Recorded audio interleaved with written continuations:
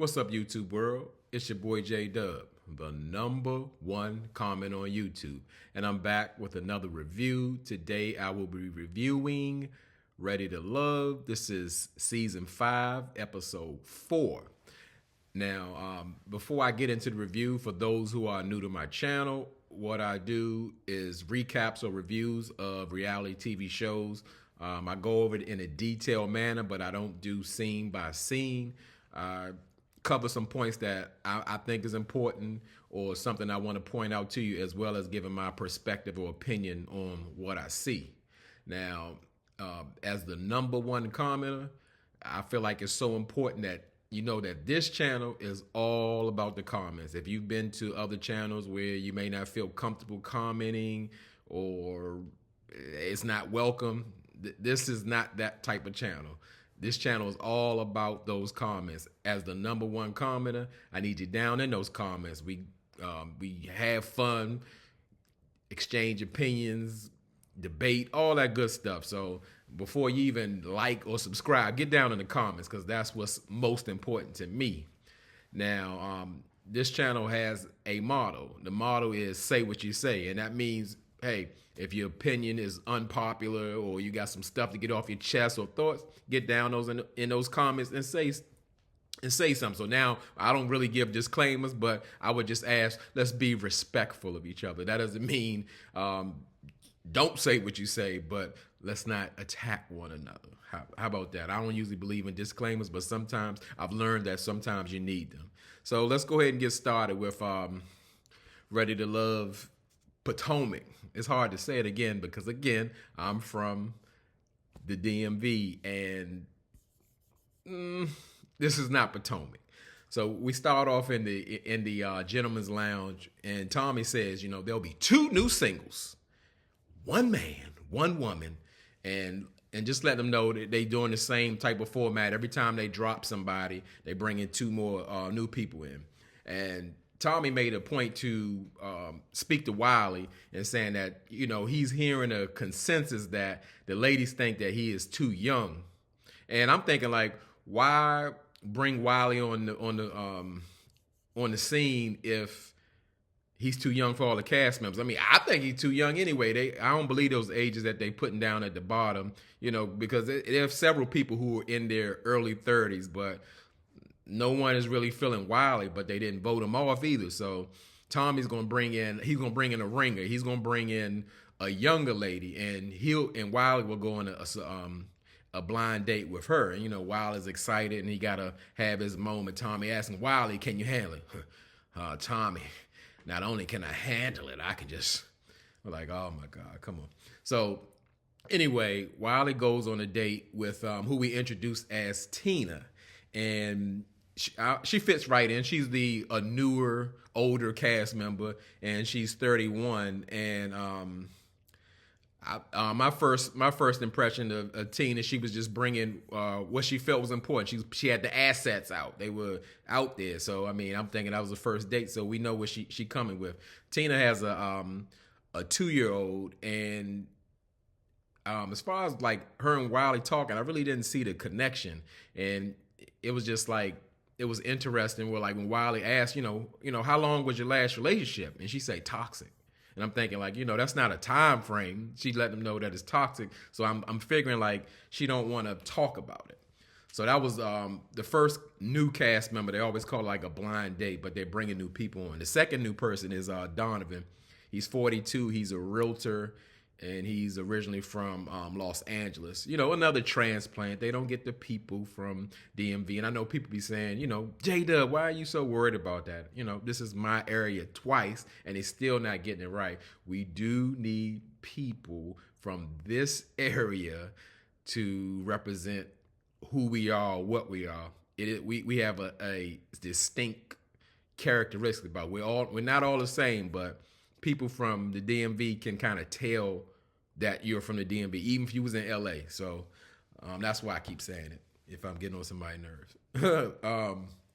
So Donovan, he goes on a date with Precious, and Precious, off the break, when she woke up that morning, she must knew that it was time for a ladies a lady to get eliminated. Because I mean, when I say she was super forward with him, I mean it was a bit too forward. She just flirting with him, putting it out there, asking all kind of like sexual questions, and I mean, her impression of Donovan, like, he just exuded all this masculinity. I didn't see it, but I'm not a woman, but from what I saw, I didn't get that. So it was more so like Donovan was kind of trying to back up all Precious, because it was he wasn't picking up what she was putting down. It was like she was ready to go after the date. She already claiming the man, like, ain't no need for you to really meet the other people because I found you and you mine and all that. And Donovan like y'all sent me on a date with this crazy lady. So the next date, which wasn't a blind date, we have Laverne and Joy, and they have a date at the Clay Queen Pottery, and before the scene came on, they showed a scene of Washington D.C. It's like, I try to tell you, I pick up on those things because I see these places all the time, and I thought it was, it's kind of deceptive, because actually that's supposed to be Potomac, and really what you're seeing, the Clay Queen Pottery is in Alexandria, Virginia. It's in a little section. It's like a little old town. It's called Mount Vernon, and Mount Vernon is like, well, people who are more familiar, I try to paint a picture. It's maybe a couple of miles away from the Pentagon, like where they had the tragedy at 9/11, and pretty much a 5-mile distance from Washington, D.C. It was right over the bridge. It might as well, like, it's almost D.C. You could pretty much walk to it if you wanted to. And I've seen the Clay Queen Pottery many a times, and I think that is like a cute date, because that pottery thing goes back all the way to the movie Ghost, where like you get in tune and you get to create and all that kind of stuff. It was a cute date, and something that I noticed out that I'll like never be able to unsee. I watch Twisted Life of TV reviews, and she always said that Joy's always laughing, and after that, now every time I see it, Joy's like, I like a happy person, but it's like the laughing is almost a mask. It's kind of irritating at this point, but yeah, all you see is just Joy laughing. It don't matter what. She came in dancing and all that. So as far as the date with Laverne and Joy, it was like a little playful, like kind of flirty date. Is the connection there? I really don't see it. We all know that Joy has her eyes are only for Clifton. I was about to say Paul Bunyan, but I could say Paul Bunyan, but he don't have a vest on today. So yeah, Joy is really checking for Clifton, but I think they made a pact to just go through the process and play the game and know that they could make other connections or people they're interested in, but they know they're going to choose each other in the end. That's what I think they got going on. And Laverne is just being himself, kind of weird, kind of awkward, but he's like so passionate. He lets Joy know that traditionally he has not been in normal relationships. And I was thinking, like, what does that mean? Well, it just means I've just been dating. He's really never had a relationship, which is alarming at 44 years of age. Like, so you don't know how to be in a long-term committed relationship at the age of 44. That was just worded kind of funny, but that's what it is. The man has never been in a true relationship at 44, but now he's ready to love. Okay, so yeah. So as far as with Joy gets along with everybody. You ask me. Even if, like I said, even if you talk about touching her kidney, she can just smile it off or laugh it off and just go on about her days. But there's nothing there. So we go to the next date, and we have two sexy singles that are both emotionally unavailable. Who we talking about? Demetrius and AP. And why I say that is just like, we see Demetrius isn't like a very vocal person for whatever reasons, and AP is Miss Trauma Queen. I get it, she lost her husband, but it's now giving me the same vibe as like Walter was. Like, every time you talk to him, he's got to tell you about his deceased spouse. You know, I'm a widower, and yeah, it's been about 5 years, and I think I'm about ready to love. I've done the work now. And that's like the same speech. That's like her introduction. Like she might as well just give you a card and let you know her bio that she's lost her husband, she's done the work, and she believes she's ready to love. And it's no different here. So the two emotionally unavailable sexy singles, they go to they have a date night at BRX Bistro. And again, they want us to believe that everything is Potomac when they pretty much showing in DC, but BRX is not in DC. BRX is in Great Falls, Virginia. So for those who give a kind of map it out where it is, if people watch Real Housewives of Potomac, when Karen didn't moved out of Potomac, she moved to Great Falls, Virginia, or even better yet, more recently, Ready to Love Sydney. She lives in Tyson's Corner, which is not far from Great Falls. Great Falls is like the suburbs of Tyson's Corners. They're not too far away from each other. So we're not in Potomac. We're not in D.C. We're in Virginia. And you really can be, but D.C., Virginia is two different things, but they're very close together, 5-10 miles, depending on where you're at in proximity. So, as I said, AP is going to tell you about this, the story, a tragedy of her life. And Demetrius, he gives me like a kind of an odd vibe when, she's telling him, giving like details and saying like, well, my husband died and it was all out of a sudden. And, he was 14 years my senior. He's like, what? Like, I didn't think that was the proper response. Not that he was being insensitive. It was just like she's telling you her husband died. He's 14 years older. And it's not like she's not still dating him, but she's like, what is that? So tell me about it, girl. I didn't get it, but really, Demetrius, he said in his confessional that they have a connection. However, it's not a love connection.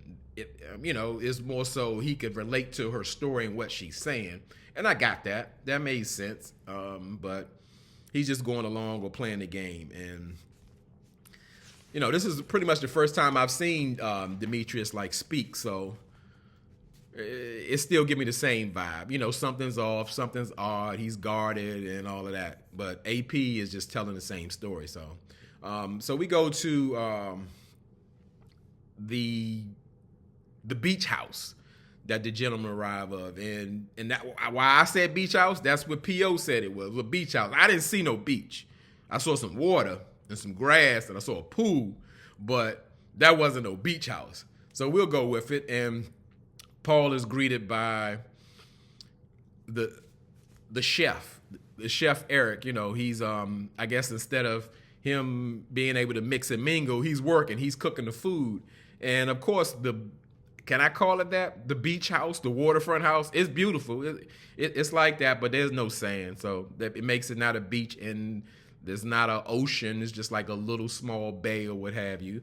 And the fellas are just hanging out and they gotta talk and compliment each other and all that.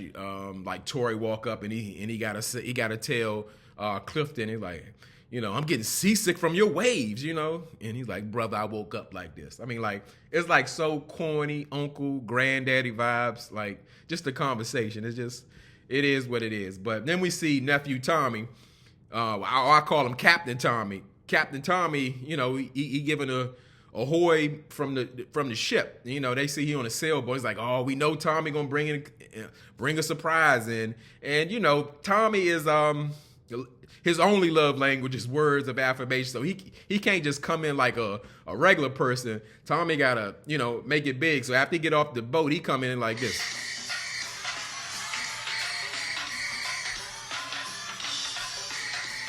Oh. That's how he stopped it. I don't know, with the Q dog. That's what he did. So he coming in with the go-go band coming in, and what I thought about that, I mean, it was hilarious. I watched that scene about 5 times because just to put a thing is, go-go music is like that is the native music of DC, and I related to that. It was funny. It was fun. That wasn't like a real go-go band. It was like a makeshift. It wasn't complete. Wasn't enough people in it. Because what makes a go-go band, really, when you saw the guy beating on the congos and the guy playing the cowbell, those are 2 essential things you have to create a go-go band. So it was a makeshift go-go band. And what also I thought it was like a missed opportunity for Wiley. We had Chef Eric in the kitchen fixing up, the meal and all that. Actually, Wiley follows in the footstep of his father, the famous Chuck Brown, the go-go godfather of DC. And I think he could have maybe led the band or whatever have you, because they're not up for eliminations and they're supposed to be like showcasing their talent. Like Eric said, I'm in my lab. Chuck Brown Jr., aka Wiley, could have led the go-go bands, but that's just me. That's what I think of. So Tommy gets in after he doing his granddaddy hop dance off the two-step on the go-go, and he yells out, "Ladies!" and all the ladies start walking. I thought it was a new set of ladies, the way they switching up and throwing monkey wrenches and all that stuff in it, but it was the same ladies, and they look good. And they got away from the auntie vibe. Y'all know I be saying they got the old and young thing going on. Look at the neck. The neck gonna tell you a lot. So when they playing with these names and ages and occupations and all that, just look at the neck. That'll kind of tell you some things. And Tommy's letting everybody know, like, hey, I keep adding people. This is going to be the last time that it's going to be there's going to be an ad. So we sticking with this cast, and then we'll just eliminate from here to whatever couples they get down to. And Demetrius made a point in his confessional just saying, like, that kind of relieves some of his anxiety that he has, worrying about more and more people coming in competition. He gives off that insecure vibe. And he's such the suave, Rico Suave kind of guy or whatever. Why worry about the competition? Because let it be known, he's got the ladies in his pocket. I mean, he could be just running the whole gamut of ladies. They into him, but he's just not talking. He's not giving them anything. They got to come forward. Like, some women will do that, but a lot of women don't like that, especially when you give them nothing to go off or they don't know where you at with them. And, so we'll see. He looks like he got to step it up. And the vibe of the party, you could really tell that the ladies knew that they want a chopping block. Because, they were like really out there, really friendly and forward and all that. And who you noticed the most was Precious. Precious was like campaign with every guy. She doing all types of sexual innuendos, slapping people in the butt and telling them, like, yeah, I could be a freak for the right man and all that. And overall, it looks like it's a turnoff. Like, in real life, men don't normally take women like that serious. Yeah, they'll have some fun with them or play with them. And the way I knew Precious' method wasn't working, even Freaky Paul P.O., which he's kind of calmed down at the last couple of episodes, he even said that Precious needed to kind of dial that back. And Precious was his biggest advocate. Like, she was ready to get engaged with P.O., but he he holding her at arm's length, like, well, I'm gonna go mingle with some other people, and I want you to do the same. Just let you know, like, I ain't really into what you're doing. And it's showing up. It's looking a little desperate. It's looking a little thirsty. But Precious, she's determined to stay. And what I was really surprised to see is the new cast member, because now they've named her. I told you they'd be switching names. They switch ages, occupations. The new cast member, Christina. Her name is Christina now instead of just Tina. Christina is, she's in Nepal. She's like letting them know, I don't know if it's a strategy move or she got the daddy issue things that she always dates an older man. And she's letting Paul know that won't be a thing. We get that vibe going, and Paul lets her know, I'm very intentional about my intentional. That's the theme player phrase, like, I'm very intentional. And what else? What's the other one? Well, I did the work. Everybody did the work. Who knows what that means? They're trying to say I went through therapy and healed up and got on the right direction. You don't have proof of that. We don't know anything about that. But I think that comes from what women are asking of men. They be intentional with me. And so now I'm very intentional about all intentionals. And guess what? I've done my work. I've done it. I don't have my certificate is getting mailed to me, but I've done the work. Believe that.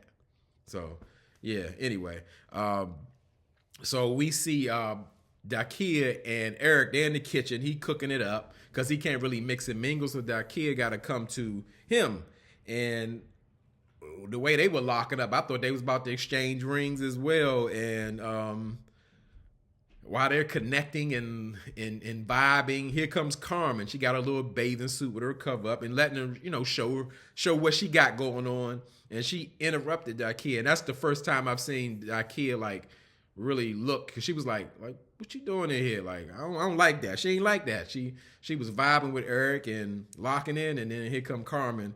And Carmen pretty much made it known to let Eric know, like, well, when I make my presence, she got to go. I'm just playing. No, I'm not. And he's like, I know. Eric is giving me a Cornelius vibe in more ways than one. That's what I got. I got to point that out. But we really learned something that we did not know, which to me taints the process. What is that? We learned Eric has performed work for her. Work, when I say work, he's been a chef for Carmen before, and that they know each other personally. He keeps it pretty vague and saying that they've known each other for years and they vibe, but they just didn't want to be together. I'm like, I don't even know what all that means. So it's like, when I say tainted, he knows her. I'm guessing he's hung out with her, dated her, possibly had some kind of sexual relationship with her, but they're not together. So now on this show, you are dating somebody you worked for, had a relationship with, and now they're in the running for the pick. And it seemed like Carmen used her sexual harassment leverage to say, like, well, tell me what's going on with you and Dakia, because, and don't give me no politically correct answer.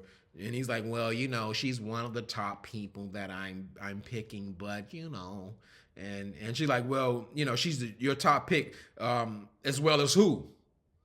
And, well, of course, it was unspoken, like almost saying her. And she's like, no, I need you to say it. And he said it. Well, of course you're my number one top pick. I'm like, what is going on here? Why are they even on this show together? I don't think it's an accident. But moving on to Tori. Now, Tori, way Tori was acting, I thought he was in the midst of being eliminated, meaning like it was the guy's turn to be eliminated. He was writing poetry for Ace. It was corny. She liked it, I think. He was singing songs for Sabrina, and he even brought her a gift. He brought Sabrina a box of 4 cupcakes, but it was missing 2. But Sabrina was saying she's vibing with Tori. They are like connecting on another level. Again, I don't see it. I'm an energy person, so that's why I always speak on connections. I can kind of feel the vibe through the TV screen, and I just don't see that for them. I don't know, sometimes the people are playing the game, but we know Sabrina has eyes for what's the boy name? Demetrius. And yeah, I just don't. Again, it's hard to say if they're playing a game. But when the episode is nearing an end, we see Demetrius. He's starting to like really step up and be vocal, because we haven't really heard from him. Excuse me, and we haven't seen him pretty much. And he's talking to Precious, and he's letting her know that, hey, like that kind of vibe you got going now, you have to be like a social butterfly and be all over the place. That may be like a need for you, and that's something that really doesn't fit me. And Precious has to try to explain like her vibe or why she's kind of insecure. So she kind of has to put herself out there to get things moving and all that. So Demetrius like, yeah, but probably not. Nobody wants Precious. But kind of hearing that or seeing how Demetrius is rolling, it's like more he's like a strategist. He's laying back. And fortunately for him, it didn't backfire where he got eliminated, because to me, I didn't see him giving anything. But we do learn that he's actually been communicating with Sabrina like on the regular, and they have some type of connection. So that's why Sabrina was really interested in Demetrius talking to her, like when they was on that tour bus, because they got something going on. And I didn't really get a feel for it, but Demetrius pulled Sabrina to the side, and they just talked about their connection and how they agree that they look good together. I don't know what that means, for a picture or a couple, but they got a vibe. So we go to something that's kind of sticking out. Laverne is at the beach house. He's seeming very standoffish, and the women are noticing it and making points about it. And they don't. You can see that it's something off. And even again, now the new vocal Demetrius has approached Laverne like, "Hey man, is everything all right? I don't see the same Laverne." Laverne like, "Oh yeah, everything's all right. Everything's good. I'm saying sometimes you got to just sit out here and soak up some of this vitamin D." And I'm like, "What are you talking about?" But something's wrong with Laverne. I don't know what it is. It's off. Maybe somebody didn't play with his butt like he wanted to. I don't know. So we go to the men's deliberation, and they make a deliberation at the beach house, and they pretty much ask the men, like, who are they feeling? Who are their top picks? So Wiley, he's saying, like, he thinking Tommy, like, yeah, you got me. You sent Christina my way, and, I really appreciate that, So now Christina's like his top pick because Tommy then sent in, the PYT to be there for Wiley. So then we learned also that Paul is liking Christina, and Wiley gave him a look like, I know you just didn't talk about you got a connection with my girl or whatever because Tommy didn't send her here for me, but I guess, she's fair game. And from what we saw, Christina is feeling PO because she likes older men. And Donovan said he's connecting with Dakia. He didn't mention Precious. He went to the surprise date with her, but he didn't say that. So Demetrius is saying that Sabrina is his pick, and then Tori comes right behind her and says Sabrina is his pick too. And then Demetrius kind of looked like, well, we got competition now. Okay, well, let the best man win or whatever. People get like real personal in these, I would say territorial in a situation. This is a group dating show, and when somebody liked the same person, just put your best foot forward. But anyway, so Clifton surprises everybody. There are scenes and conversations that we're not privy to. He said somebody that he's really liking is Carmen, blue-eyed baby Jesus Carmen. And that's surprising, but he did still mention his girl Joy because that's a given. And then they asked Laverne who is his top pick, and Laverne said, of course it's Joy. Joy is Joy, and Joy is me. And Clifton like, he's like, nah, bro. In his confessional, he didn't say it to Laverne. He's like, no, Joy is me. Because Clifton know he got Joy in his back, front pocket, whatever. He could be with Joy. Him and Joy just playing the game until they can make it to the end and kiss on the bridge or whatever. And so far, overall, the people who they're not feeling Precious, AP, and Laverne and P.O. threw Sabrina in there. We know why P.O. don't like Sabrina because she done friend zoned him, and he could be her mentor. That's the way he saw her. And Tommy says, well, we got pretty much what we need to find out who's going. So normally I would tell them who's going home. He always gets somebody to take somebody out on a date and tell them they're not ready for love or they need to step their game up. So I didn't understand that. Tommy's like, yeah, I'll tell him. It's like, no. So Tommy is enlisting Demetrius to do it. Now, maybe he's looking at Demetrius. He need to, get his social skills up out there, and give him some cards and do his little Easter speech about who's going home. But crazy enough, they leave us on a cliffhanger. Demetrius calls out AP and Precious, but he doesn't give us his decision. So that was the end of the episode.